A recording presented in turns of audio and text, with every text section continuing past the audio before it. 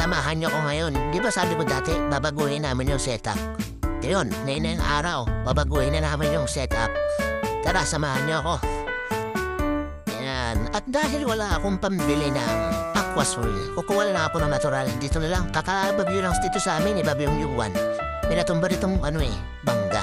Dito ako kuha ng lupa. Sa tingin ko mataba ito. Makakabuhay siguro ito ng aquatic plants. Dito ako kuha. Yan. Yeah. Diyan ako kuha. Excuse me. Yan, dito sa poso ni Ma'am Uwas. Dito sa poso ni Pai Uwas, dito ko hugasan nyo. Nakuha kong lupa. At ito na. Mag-ano na ako dito. Sasipon ko na tong tubig. Yan, babawasan ko muna ng tubig para matanggal ko yung mga display. Bawas muna sa tubig. O yan, nabawas ko na, natanggal ko na rin yung mga display. Nahuli lang ako ng isda, kaso ang lit ng ko, tayo nilabas ko na tong malaki ko. Yan, labas ko na yung malaki. Yari kayo ngayon sa akin. Isang lang kayo sa akin. Huli kayo lahat. So ayan o, dahil ko nahuli dyan. Dalay ko yan dyan sa drum 18. At yan, tapos ko na lagyan na tanggalin yung mga isda. Yan, mga alauna na yan. Tatanggalin ko na tong white sand. Bala ko kasi mag-aquascape. At-try ko lang kahit low-tech. Yan, alauna yan. Tatanggalin ko na tong mga white sand. At ito na yung kinuha ko yan. Ayan na yung kinuha kong kanina. Lupa, inugasan ko yan. Yan. Putik oh, dumi. Yan, sana lamino yung tubig. Yan. Tapos meron pa yung kasamang, buhangin. Hindi ko na nakakuha ng video eh. Madali kasi na kami. Hindi ko na nakuha. At ito na. Siyempre, kailangan natin ng pang-display. Kumuha ko dito ng bato. Ito yung pambigat namin sa bubong ng bagyo. Kukunin ko na lang ito. Ito na lang gagamitin ko. Yan, tinan niyo. Kukuha ko dito ng isa. Isang sample ng bato. Papakita ko. Isang sample lang para hindi lumaba yung video. Ito. Tingin ko pwede na to eh. Yan, isa ko nakuha. Yan. Tapos, ito na siya. Yan, inaquascape ko na yan. Nakita niyo ba?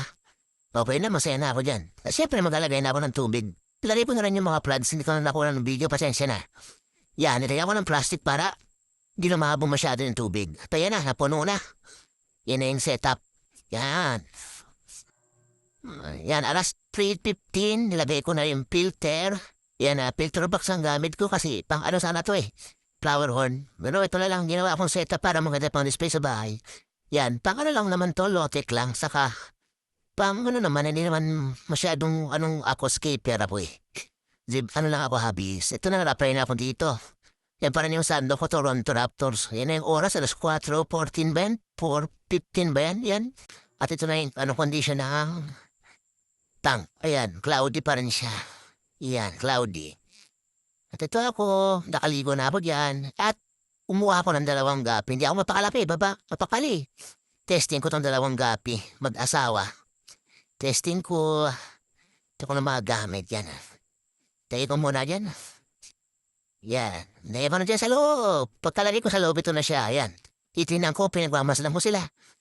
Pinag-aaralan ko kung ano ba. Kasi wala akong mga water parameters na para-pernalya para i-testing yung tubig. Ito na lang gapi na lang ginawa ko pan-testing.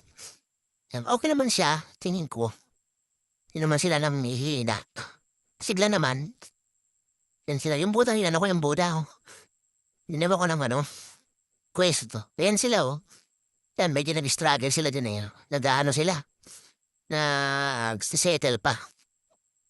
Yan yung 2 gapi. Testing, pan-testing.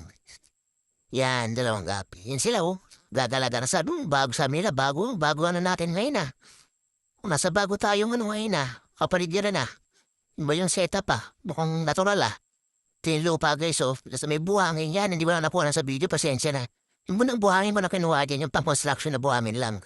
Kasi dito kami sa Bicol. Yung mga kasamang basod niyan. May mga yan. May mga volcanic. Ito na gabi na guys.